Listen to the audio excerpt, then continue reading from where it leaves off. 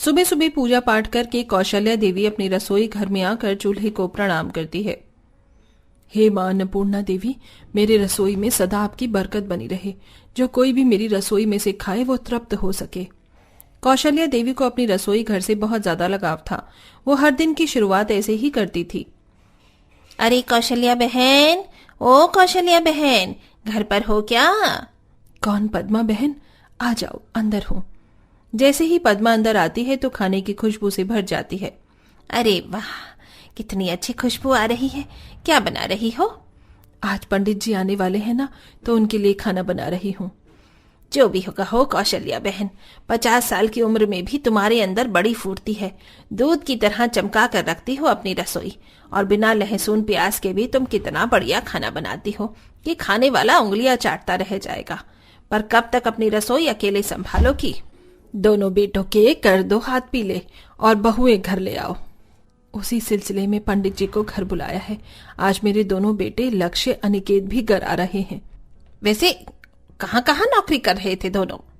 अनिकेत बंगाल की खाड़ी में काम कर रहा था और लक्ष्य तो पंजाब में नौकरी कर रहा है। रिश्ते तो बहुत दिखाए पंडित जी ने, लेकिन मुझको वही लड़की चाहिए जो शुद्ध शाकाहारी हो। दोनों बातें कर रही होती हैं कि तभी पंडित जी भी आ जाते हैं। ये देखिए कौशल्या बहन, जैसी बहू की डिमांड आपने की थी एकदम वैसी लड़की है ब्राह्मण परिवारों से। फिर तो रिश्ता पक्का कर दीजिए पंडित जी, मुझे ऐसी ही बहू चाहिए।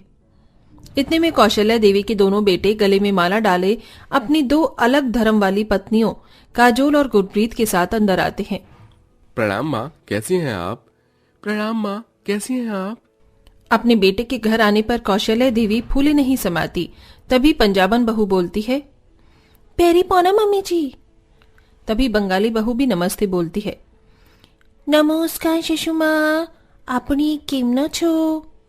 बंगाली बहू की बोली भाषा सुनकर सास सर पकड़ लेती है।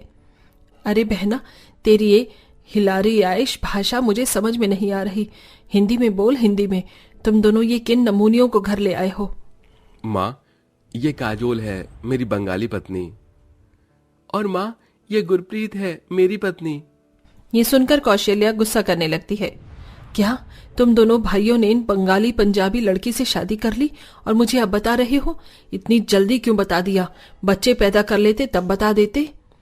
आश, मैं क्या सुनिया तुसी मम्मी जी नू बच्चे चाहिए? मैंने तो नाम भी सोच रखा है, एक दा नाम संता और दूजी दा बनता। माँ प्लीज हमारी पत्नियों को स्वीकार कर लीजिए, हमारे लिए प्लीज माँ, प्लीज। अपने बेटों की खुशी देखकर कौशल्या अपनी पंजाबी बंगाली बहू को अपना लेती है। काजोल बहू, गुरप्रीत बहू, अब तुम देवरानी जेठानी को ही ये घर, रसोई सब कुछ संभालना है। उम्मीद करती हूँ तुम दोनों मुझे शिकायत का कोई मौका नहीं दोगी। ओ मम्मी जी, तुसी टेंशन ना लो, हम पंजाबी बड़े मस्त होंदे हैं। ए बाकी इस बंगाली जेठानी का मैनू नहीं पता।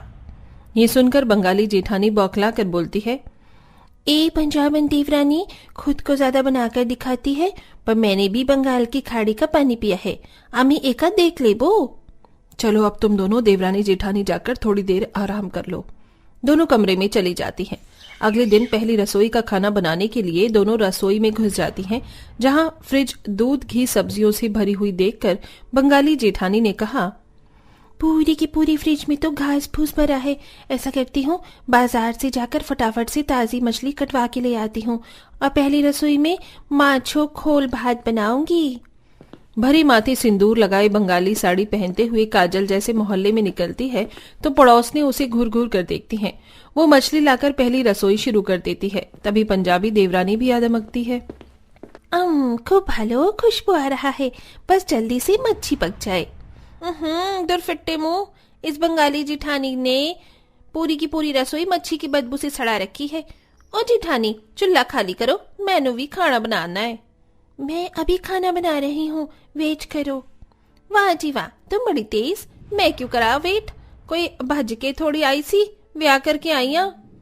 इस देवरानी से बहस करना बेकार है। मूर्ख चंद, लो बना लो। दोनों देवरानी जेठानी लड़ते झगड़ते हुए खाना बनाकर रसोई का बुरा हाल कर देती हैं। तो वही सास खाने की मेज पर इंतजार कर रही थी। पता नहीं इन दोनों को खाना बनाने में और कितनी देर लगेगी, काम पर भी जाना है। अनिकेत भैया, मैं तो कहता हूँ बाहर खा लेंगे, चलो। अरे ऐसे भूखे पेट जाओगे तो दिन भर क्या खाओगे? थोड़ी देर और देख लो। लो आ गई तुम्हारी पत्नी। जैसे जैसे दोनों खाने के बर्तन पास लाती जाती हैं तो दुर्गंध बढ़ती है। ये इतनी गंदी बदबू कहाँ से आ रही है? लगता है मोहल्ले में कोई मीट मछली बना रहा है। पता नहीं लोगों को भी क्या मजा आता है बेजुबान जानवर को मार कर खाने में। सासू माँ, मैंने अपनी पहली रसोई में माछो झोल भात बनाया है और मीठे में छेना मिठाई, जल्दी जल्दी खाओ। खाने की मेज पर अपनी बंगाली बहू की परोसी गई मछली चावल देखकर कौशल्या का मन खराब हो जाता है। हे भगवान, राम राम। अरे मेरी बंगालन बहू, ये तूने क्या बनाया है?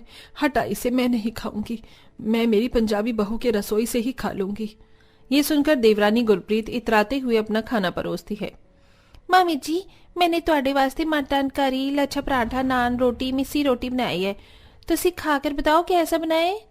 पंजाबन बहू की रसोई में भी मटन बना देखकर अब तो सास का चेहरा पूरी तरह मुरझा जाता है और वो दुख जताते हुए कहती है, हे भगवान, सत्यानाश हो इन अलग धर्म वाली बहुओं का। मेरी जिस रसोई में आज तक लहसुन प्याज भी नहीं पका था, उसमें आज इन दोनों जेठानियों देवरानियों ने मीट मछली पका दिया। शिवा शिवा शिवा। कौशल्या को भूख तो लगी होती है, लेकिन उसे कहीं ज्यादा अपनी रसोई की चिंता सता रही थी। वो सीधा रसोई में जाती है जहां कहीं बर्तन तो कहीं मीट मछली का टुकड़ा कचरा फैला होता है और मक्खी भिनभिना रही थी। हे राम, इन दोनों ने मेरी रसोई का नाश मार कर रख दिया। भड़कते हुए सास दोनों को बुलाती है। अरे ओ मेरी पंजाबन बंगालन बहू, कहाँ हो? दोनों जल्दी यहाँ आओ। जी मम्मी जी, तुसी सानू बुलाया? ये जो तुम दोनों ने गंदगी मचाई है, जाकर इसे साफ करो। मुझे मेरी रसोई चमकती हुई चाहिए। बंगाली जेठानी सास के कहने पर रसोई की सफाई में भिड़ जाती हैं। अरे ओ देवरानी, मैं गैस चूल्हा साफ कर रही हूँ, तुम बर्तन मांज दो। तभी देवरानी नखरे करते हुए बोली, नहीं नहीं जेठानी, ए बर्तन मैं नहीं धो सकती। मेरे सोने शोने से नखून टूट जाएंगे। बड़ी मुश्किल से बढ़ाए हैं, ये बर्तन भी आप ही धो लो। देवरानी जेठानी को चिढ़ाकर रसोई से चली गई। गुस्से से लाल पीली होकर बंगाली जेठानी सफाई करके बर्तन धोती है। बहू, बर्तन धुल गए हो तो मेरे लिए सादे दाल चावल बना दे, भूख लगी है। ये सुनकर बंगाली जेठानी बुदबुदाने लगी। सारा काम मैं अकेले क्यों करूं? वो देवरानी तो आराम फरमा रही है। काजोल खाना बनाना छोड़कर कमरे में चली गई। बेचारी कौशल्या को खुद से ही अपने लिए खाना बनाना पड़ा। जैसे तैसे दिन की रसोई तो गुजर गई और रात की रसोई का टाइम हो गया। सास दोनों देवरानी जेठानी के पास आती है जो कि फोन चला रही थी। अरे रात के खाने का टाइम हो गया है और तुम दोनों देवरानी जेठानी अभी तक पलंग तोड़ रही हो। क्या रात का खाना 12 बजे बनाओगी? सासू माँ, मैं बर्तन धुलकर सफाई करके थक गई हूँ। दर्द के मारे मेरी कमर टूट रही है। ओही माँ। बंगाली जेठानी को खाना न बनाना पड़े इसलिए वो दर्द का बहाना लेकर बैठ जाती है। सास गुरप्रीत के कमरे में आती है जो कि मेकअप में लगी थी। एक पंजाबन कुड़ी पंजाबन, ओए कुड़ी पंजाबन दिल चुरा के ले गई। सोना सोना, ओ दिल मेरा सोना। हाय, एकदम पटोला लग रही है तो गुरप्रीत, वारी जावा। अरे गुरप्रीत बहू, तेरी जेठानी की तबीयत बिगड़ गई है तो रात का खाना तू देख ले। ऐसा कर, रात के खाने में सरसों का साग और तंदूर वाली मकई की रोटी बना दे। इसी बहाने हमें भी तेरे उधर के खाने का स्वाद चखने को मिल जाएगा। खाना बनाने की बात से गुरप्रीत का कद्दू की जैसा मुंह बन जाता है। क्या हुआ बहू, बना तो लेगी ना? कुछ बोला नहीं तूने? जी जी मम्मी, बना लूंगी। देवरानी सभी के लिए सरसों का साग रोटी बनाकर परोसती है। तभी बंगालन जेठानी खाने की टेबल पर आ जाती है। गुरप्रीत, जल्दी से और रोटी और थोड़ी सरसों की साग भी ले आना। लाती हूँ। हे वाहिगुरु, ये तंदूर की रोटी बनाकर तो मैं खुद ही तंदूरी मुर्गी की तरह गर्मी में सिक रही हूँ। कितना अच्छा मेकअप किया था, सारा पसीने में बह गया। जैसे ही खाना लेकर पंजाबी देवरानी टेबल पर आती है तो जेठानी को बैठा हुआ देखकर पिनक जाती है। ये बंगाली जेठानी तो फिर चंट है, खाने के टाइम टेबल पर आकर जम गई। अरे बहू, अपनी जेठानी के लिए भी थाली लगा दे। जी मम्मी जी। काजल स्वाद से लेकर सरसों का साग और रोटी खाने लगती है और कमी भी निकालती है। कुछ खास नहीं बना है साग रोटी, एकदम फीका फीका है। इसमें ज्यादा स्वादिष्ट तो मैं भोजन बनाती हूँ। मेरा बनाया मछली चावल खाओगे तो उंगलियां चाटते रह जाओगे। ये सुनकर पंजाबी देवरानी का पारा चढ़ जाता है और वो पैर पटकते हुए मन में बोलती है, ये तो वही कहावत हो गई कि 900 चूहे खाकर बिल्ली हज को चली। एक तो ये बंगालन जेठानी मेरा सारा खाना चट कर गई और कमी निकाल रही है। मर जानी खास मानो खानी। होड़ तो वेख। इसी तरह आए दिन दोनों देवरानी जिठानी के बीच अलग अलग रीति रिवाज और खान पान के चलते खटपट होती रहती। कभी पंजाबी देवरानी बंगाली जेठानी का खाना बिगाड़ती तो कभी वो ऐसा ही करती, जिससे तंग आकर सास दोनों की रसोई घर का बंटवारा कर डालती है।